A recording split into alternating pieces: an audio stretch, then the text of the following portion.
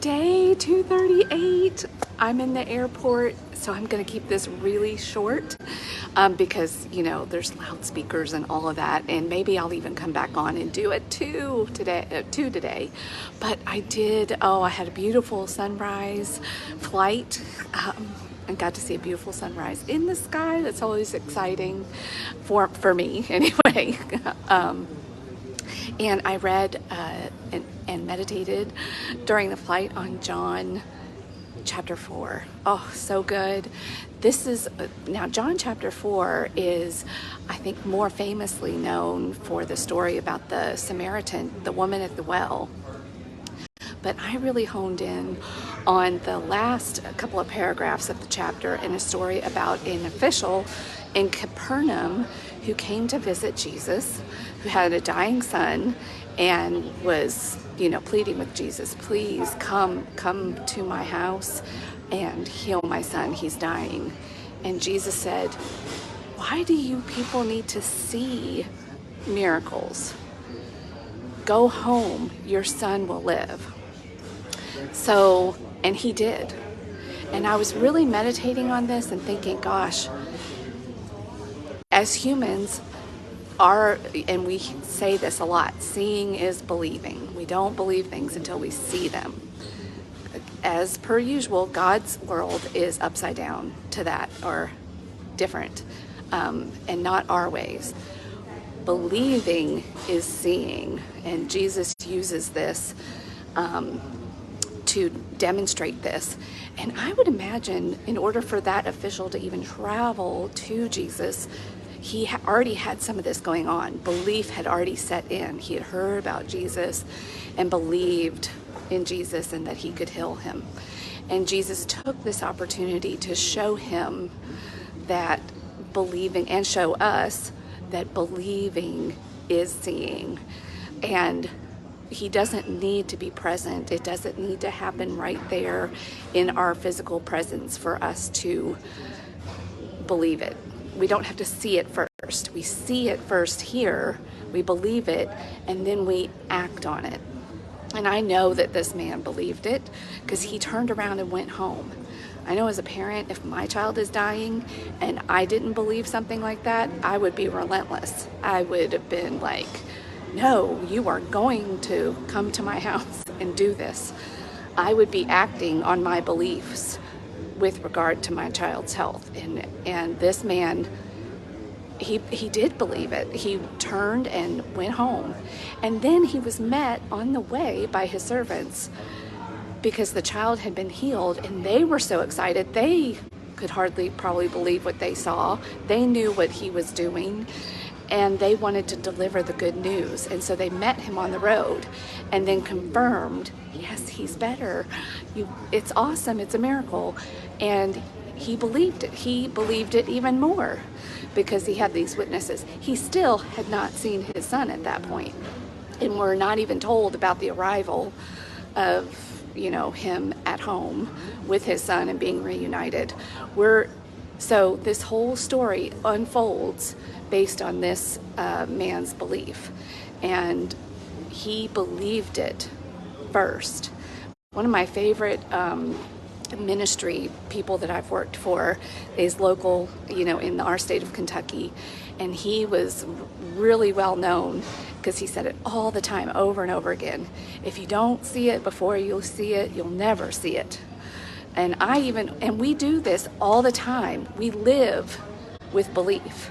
We believe that we're going to make it through the day. We make plans. So we don't already really take the time to realize how much we already live from this perspective. But when things happen that seem miraculous to us, we almost can't believe it unless we've believed it first. And it's sort of the paradox for the human. But yet I got on a plane today, went thousands of more feet in the air, and here I am 2 hours later in thousands of miles away. So there are things like that we believe because it's like tangible. I can see the plane, but I can't really explain how it works. It is pretty miraculous. We believe in these phones. I can pick up my phone and you are watching me instantly from thousands of miles away, or recorded at a later time. And we humans, we can believe this because we kind of see it, even though we don't really, like, how does it just appear that I have a thought, I type it quickly, and instantaneously my words go anywhere in the world, anybody that has a device. Isn't that amazing? We don't have problems believing that. But yet, a lot of us have trouble having faith in God, in a God that created all of this, a God that can heal and will heal. But our beliefs, our thoughts, our energy, they really are. Like, we have proof of that. We have proof and evidence with technology. It's energy that's being transferred through the air. So I think it's worth taking the risk to have faith. Whatever you believe, you're right. And your thoughts and your beliefs and create your experience. And there are a lot of people, and the way the brain also works is confirmation bias. We look for our brain will filter out evidence to confirm our beliefs. So be careful what you believe. And if you want to believe big and bold and have faith and believe in miracles, do it. Do it. What's the worst that can happen? You might be disappointed, but often with faith, the other thing that comes with that, for those of us that have God, or a God of your understanding, is that no matter what happens, we can bring a positive perspective to it. We see the bigger picture, even in things that don't necessarily go the way we had hoped for or believed for. So that's not a reason to not believe. Because I would much rather have a little bit of a disappointment or a surprise every once in a while in a positive way than constantly looking for the other shoe to drop or the rug to be pulled out from under me. Because my brain, whatever I'm telling my brain and whatever I'm believing, my brain will look for evidence and confirmation of that. And that's also part of what, and those servants, knowing what their master had gone and done, they knew when that happened.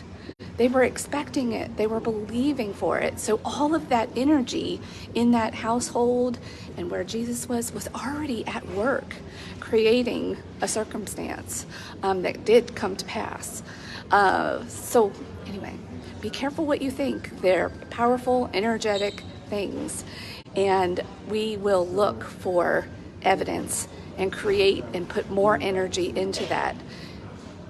Thoughts, beliefs are powerful energy. So hopefully this went well. I gotta go find an Uber and some breakfast and have a really awesome, relaxing time. I was hoping to have come to you from the lake this morning, but tomorrow morning, stay tuned. All right, and look for some pictures later of my beautiful in-flight sunrise. Bye. Rise and shine. Have a great day.